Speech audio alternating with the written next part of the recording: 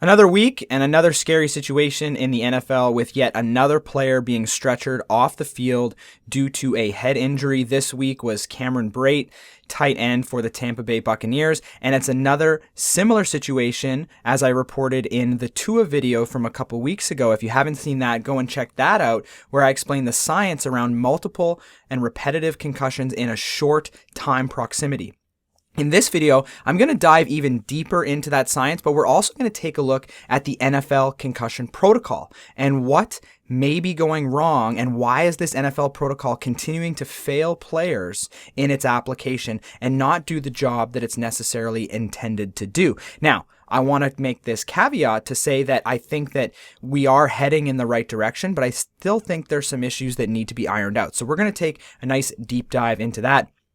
My name is Dr. Cameron Marshall. I'm known as Concussion Doc on social media and this YouTube channel. I'm the founder of Complete Concussions, which is the largest concussion network in the world. So if you need concussion protocols for your sports or schools or anything like that, check out CompleteConcussions.com and you'll find some stuff there that can really help you out. So let's dive into this protocol, this issue, right? You see from media reports here that it's the second concussion in 3 weeks for the Buccaneers tight end, and he was cleared to play this week under the NFL's new concussion protocol. Okay, so there's been some changes. We have some new protocols. Let's check it out. And the protocol I'm going to show you was actually updated on October 8th, immediately following the Tua situation. So let's dive in again to the science around concussion, and I'm going to even go deeper than I did in that Tua video. But again, if you missed it, be sure to check that out because I think that'll give you a nice background for this video.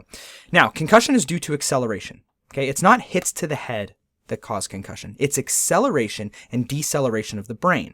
And the reason is because the brain has two different tissue density layers. They have the white matter and you have the gray matter. And those two tissues will accelerate and decelerate at different rates. And so you get this kind of cross shearing and some stretching. I'm going to show you a little clip in a second as to how that looks when you look at kind of the cellular level.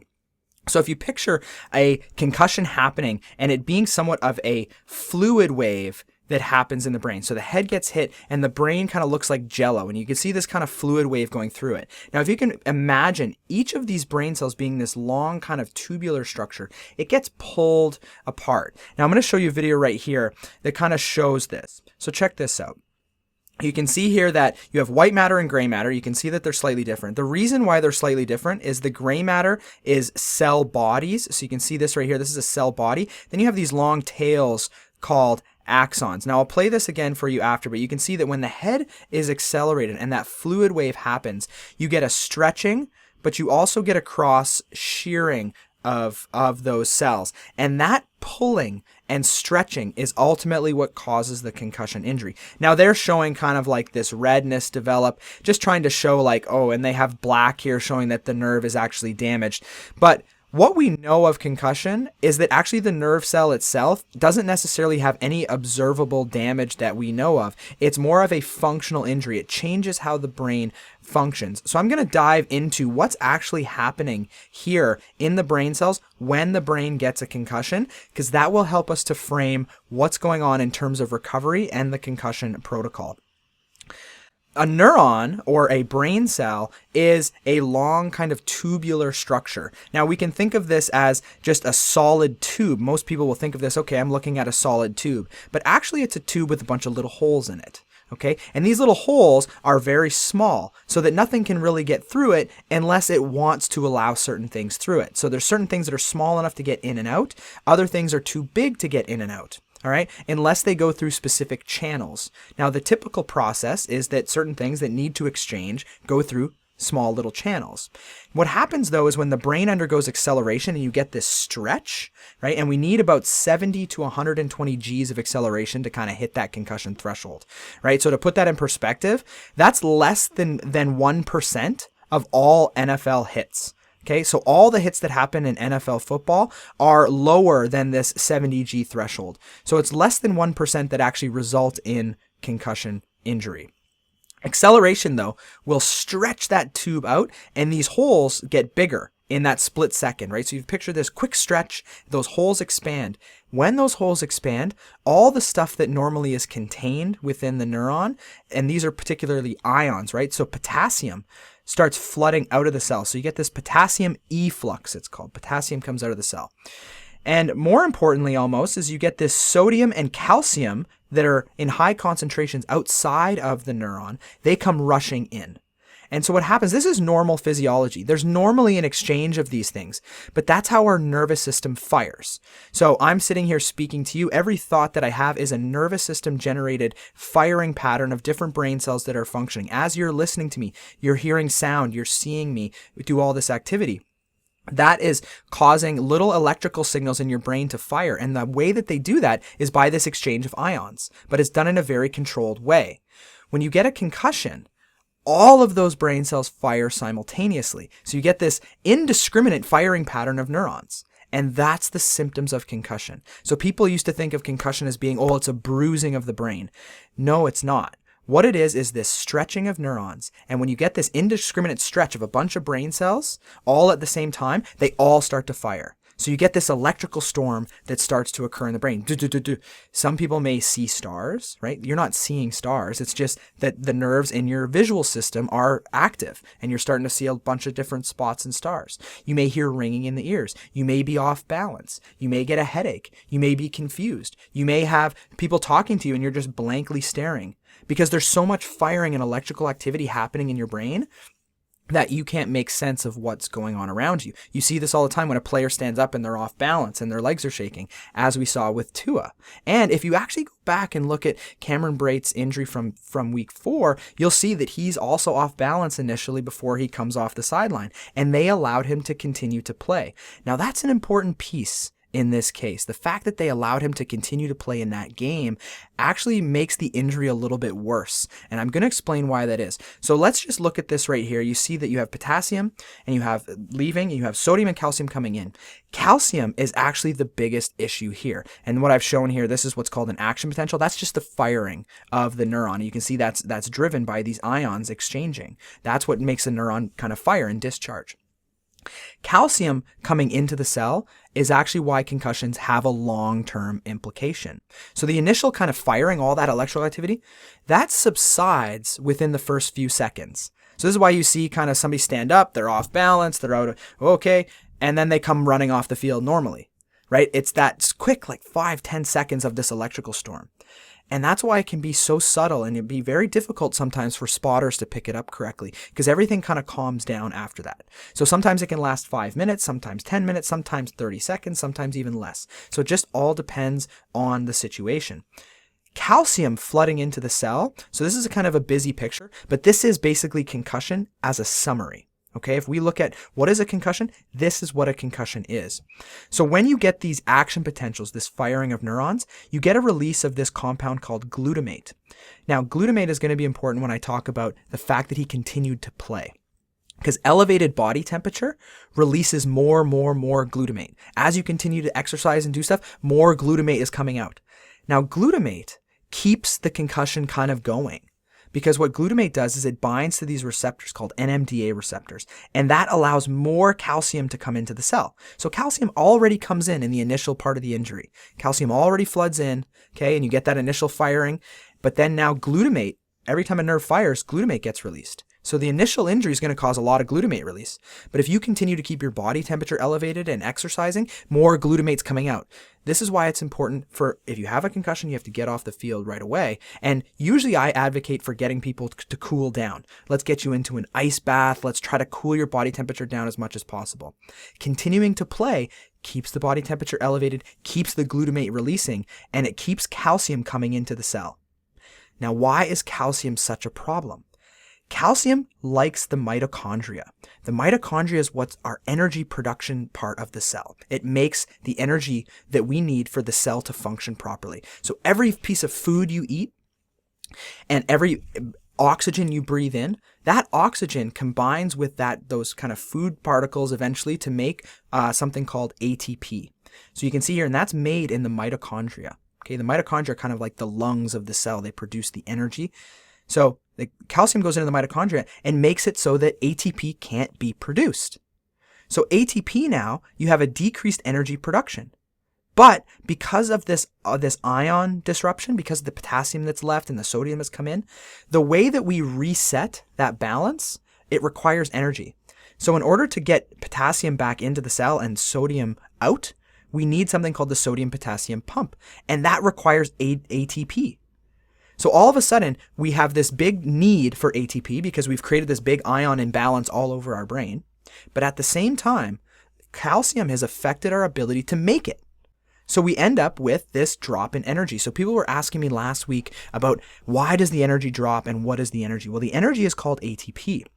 So here's a graph of what it looks like in animals. And you can see you have ATP, which is our energy molecule, on the y-axis, and then you have time along the x-axis. And you can see that this is in a mouse.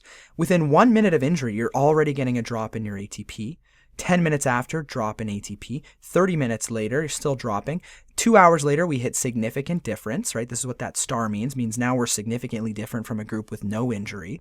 6 hours, the mouse hits the peak low, and then they gradually start to restore that energy as we kick calcium out, which happens over time. We kick calcium out and we start to regain our balance. We start to produce more energy. Okay, good. We're starting to reset the equilibrium. We start to build our energy back up, but that takes time. 48 hours later, we're still significantly different. This is in a mouse.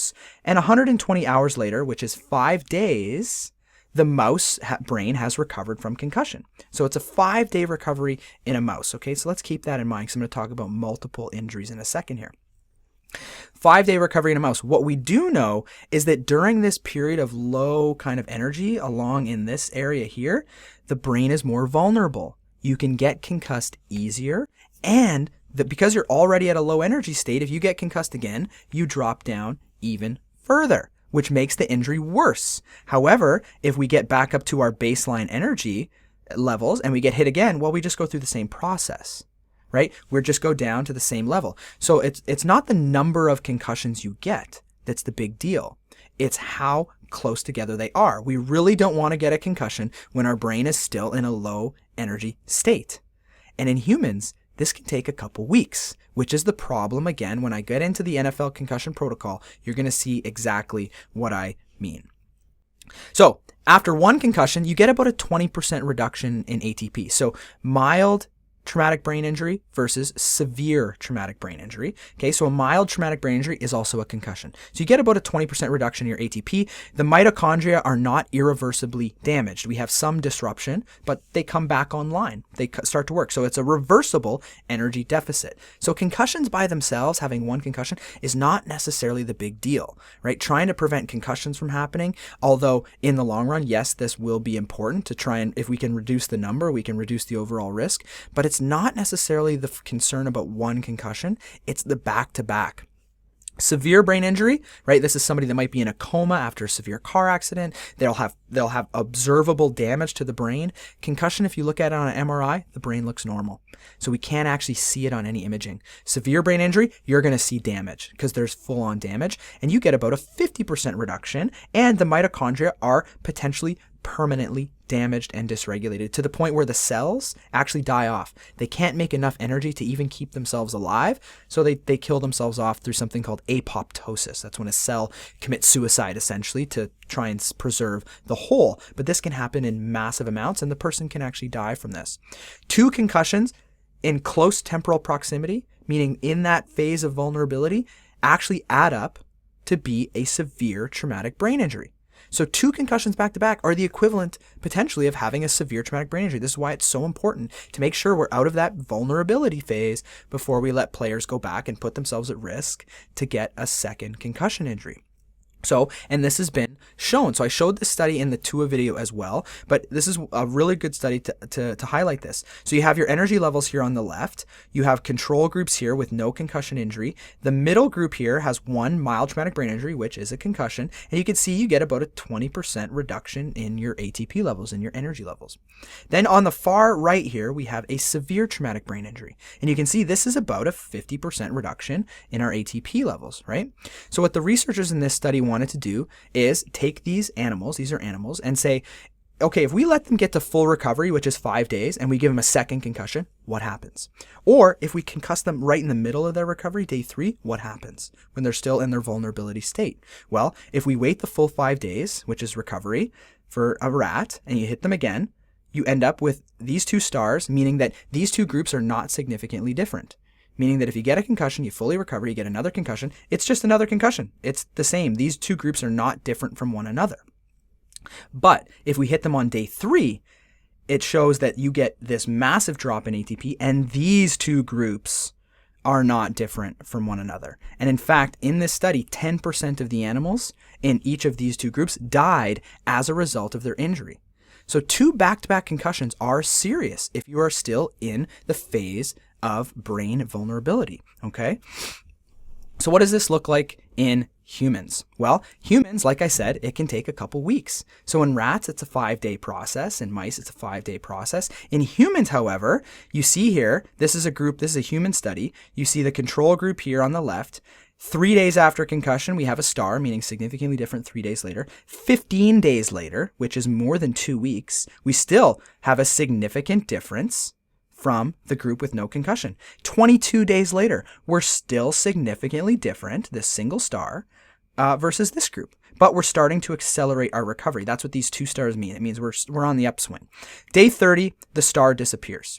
So that means what takes 5 days in an animal can take somewhere between 22 and 30. We don't know. Like maybe day 23, that star disappeared. We don't know because the study parameters were 22 days and 30 days. So somewhere between 3 to 4 weeks is what recovery takes for a human. Now here's the problem. Symptoms go away at 7 to 10 days on the typical concussion injury.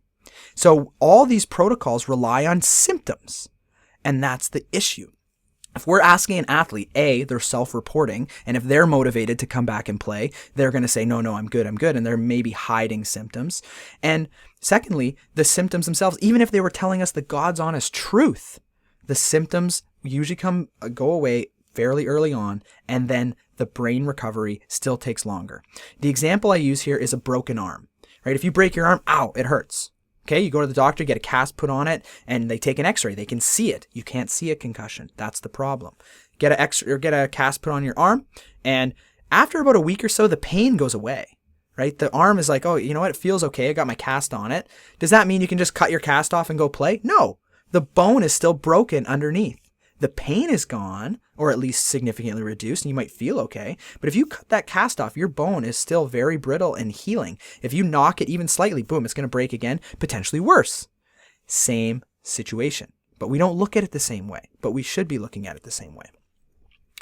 Here's a chart that shows this double injury in humans. Now, in animals, we can do studies where we hit them voluntarily at different time intervals, all we want. But in humans, we can't do that. We can't just tell a person to sign up and, hey, get a concussion this week and get one next week. We can't do that. But we have these observational studies where the study that I just showed you looking at the recovery time, there was some people in that study that said, I don't care about the study. I'm going to go back and play my sport.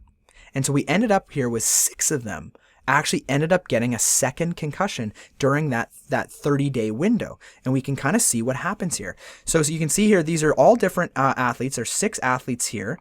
They're all male. The ages are 20 to 32, 33. So, NFL age, sports, boxing, rugby, soccer, kickboxing, and boxing. Symptoms after the first injury, you can see here they have a couple symptoms, headache, nausea, amnesia, 2, 3 symptoms kind of thing is a major thing. Symptom duration, important, 3 days, 4 days, 8 days, 7 days, 8 days, 5 days. Typical concussion symptom recovery from the first injury. The time between concussions, so this is when they went back and got a second concussion, 10 days, 9 days after the first, 18 days after the first, 16 days after the first, 21 days after the first, and 19 days after the first. Okay, so different time periods. But we can see here, the earlier after their first concussion they got their second, the worse their outcome was after the second injury. Here's the symptoms after the second injury, right? Loss of consciousness, way more symptoms. Symptom duration now, 52 days, 59 days, 44 days, 35, 24, and 33. And you can see that the longer time between concussions had the shorter symptom duration after the second one. The shorter time between concussions, the longest symptom duration after the second one. So there's a correlation here. If we're getting concussed in a low energy state, we're dropping further. Now, how long did it take for their ATP to get back up to normal levels? After one concussion, it's about 30 days. Now look at this, 120 days to get your NAA back to normal, which is your ATP. So 52 days of symptoms. So even if you're relying on symptoms, you've been out for now 2 months and you're going, yeah, okay, I feel better now. If I let you go back and play, you still have another 2 months where your brain is potentially vulnerable. This is why back-to-back injuries start to create this cumulative process of, now what happens if I get hit at day 53 as soon as I come back? I'm still low. I don't know it yet, but I'm still low in terms of my ATP, my metabolic capacity in my brain. Boom. Now I'm way down again. And now how long does it take me to recover? Right? This is the issue. It's not necessarily getting one concussion. It's getting 2 concussions in close temporal proximity. Tua, day 4, right? Concussed on Sunday, concussed on Thursday. Now, I know they've tried to say that he wasn't, but I mean, you can see the neurological impact of off balance, right? That electrical storm I was talking about. So I'm skeptical. And then in this situation, he had a concussion 14 days earlier, right? Sunday. And then he had a week off, which was good. And then again, yesterday, and you see clutching of the head right away. I was like, oh, that's not good. But anyway, this is the big issue here. Symptoms last longer, NAA takes to normalize. So now I showed this chart as well in the last video, but let's say you're walking around normal, 100% brain levels, you drop by 20%, recovery is 2 to 4 weeks, somewhere in there. Symptoms, 7 to 10 days, okay? But this is the issue. We rely 7 to 10 days. We go, oh, the guy's feeling good. Okay, we're going to let him go back and play next week, right? Because it's, 5 days and he's feeling fine. Well, now you're in trouble, right? Because you get concussed again. Now you're getting into this level where potentially you're creating this cumulative effect, potentially creating permanent damage to the brain. Recovery now, 3 to 4 months, okay? Symptoms, 1 to 2 months. Get concussed again. Now what happens, right? Are the symptoms, do they last forever? Right? How long did the symptoms last? We don't know. How long does the brain recovery last? It could be permanent. We don't actually even know what this looks like. But there's evidence now to show that this even impacts things on the CTE side. Okay, and I'm going to show you a study now that talks about multiple concussions contributing to the long-term implications, which is what the big issue is here. Okay, now here's a study that was done, one of my favorite studies to kind of show this, right? Mouse recovery, 5 days. So what they did in this study is they had 3 groups of mice, okay? And they gave them concussions. They gave each group 5 concussions, okay? So they had a sham group with no concussions. The other 3 groups got 5 concussions. The only difference was how close together they were. So they got concussions every 24 hours, okay? So every day for 5 days. Group 2 got a concussion every month for 5 months. Group 3 got a concussion Group 1 got a concussion every day for 5 days. Group 2 got a concussion every week for 5 weeks. Group 3 got a concussion every month for 5 months. Okay. And then after 1 month after the final concussion, they measured them on various cognitive tasks, Morris Water mazes and things they do to see how well they remember things and whatever. And what they found was mice that sustained 5 concussions at daily and weekly time intervals continued to perform worse than sham mice. However, the group that had 5 concussions spaced out by a month had no difference from a group that never had a concussion before. Then they waited an entire year with no concussions in between, but they retested them. The mice, after 1 year after the final injury, mice sustaining 5 concussions at daily time intervals still performed worse than sham injured mice. So getting concussion every day for 5 days, still a year later, they're still impaired. Whereas the group that had a concussion every week for 5 weeks was not, comparatively. And the group that had a concussion every month for 5 months was no different than a group that had never had a concussion before. So it's not necessarily the number of concussions you get, but it's how close together they are. Now, how does this tie in to the concussion protocol? Well, this is the international consensus statement. This is the concussion protocol. It's a 6-step return to sport. And each step needs to be separated by at least 24 hours. Now, you have to wonder how much influence professional sport has had in the development of these protocols, considering that, college football plays every 7 days. They play every Saturday. NFL plays every 7 days. They play every Sunday for the most part, right? And all of a sudden you have a stage here where each stage must be separated by at least 24 hours before you can return to sport. That allows there to be a concussion on Sunday and for the player to be back on Sunday, because we're relying on symptoms, which we know can go away quite quickly, but we're also relying, so we have to go through these different stages, but it just allows an athlete potentially to kind of skirt the rules and get back into the next game, even though we know physiologically this is not the right process. Now, the NFL protocol is slightly different. What they've done in the NFL protocol, and I'm going to show you in a second here, they've combined step 5 and step 6. So step 5, you're supposed to have a full contact practice and then return to sport. Now, in the NFL protocol, it's 5 steps, but they have basically full return to contact as being step 5, and they recommend you have at least a practice of, so it's the same protocol, but this allows them to potentially create, you know, a little bit of a nuance here where they can kind of skirt a certain step. But anyway, so here it is. Final clearance return to play is a decision made by the club's medical staff as well as an independent neurological consult. That is good because they're actually allowing somebody independent, but the team selects the independent. So there could be some potential for some issues there because the team is actually maybe involved with the independent. They're not supposed to be, but you never know what's happening. Player patient may proceed to the next phase in the protocol only after he has demonstrated tolerance of all activities in the current phase without recurrence of signs or symptoms of concussion being observed or reported. Should the activities of any phase trigger recurrence of signs or symptoms of concussion, those activities should be discontinued and the player is supposed to go back to the previous stage. So they go through this gradual kind of increasing exertion level type stuff to see if that provokes any symptoms. Patient must remain at his pre-concussion baseline level of signs and symptoms during the exertion as well as for a reasonable period of time afterwards. And then here's kind of the little thing that makes me a little bit concerned. Depending on the severity of the concussion, which you can't actually measure, and the time frame for return to baseline, the progression through the steps may be accelerated. I don't see a reason why that is. You can't actually measure concussion severity. You have to just wait to see how things go. And so, but they're allowing the team medical staff potentially to make a decision here. The good thing is they have this INC, which potentially is a stopgap, but you know, how involved are they, or you know, what's going on behind the scenes? We never really know. So here's the NFL kind of example. This is theirs. So number 1 is symptom limited activity. You typically take it easy for a day, 24 hours. Then you start in with light aerobic exercise, usually on a bike or a treadmill. We start ramping up the exercise. If you're okay with that, the next day you can go on to football specific exercise. So continued supervision by the AT, introduction of non-contact sport specific conditioning drills, changing direction, cone drills, non-contact activity though. Club-based non-contact training drills. This just gets into more intense stuff, increasing the complexity, you know, running routes, doing all these different things, potentially with defenders around you, but not contacting you.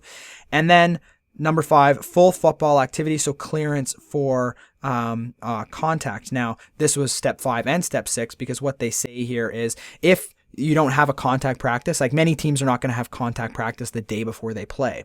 So what they might do is say, okay, take that player and have them engage in some light contact during, you know, practice, just so that they can simulate the event of contact so that they can play on Sunday. So that's passing the concussion protocol.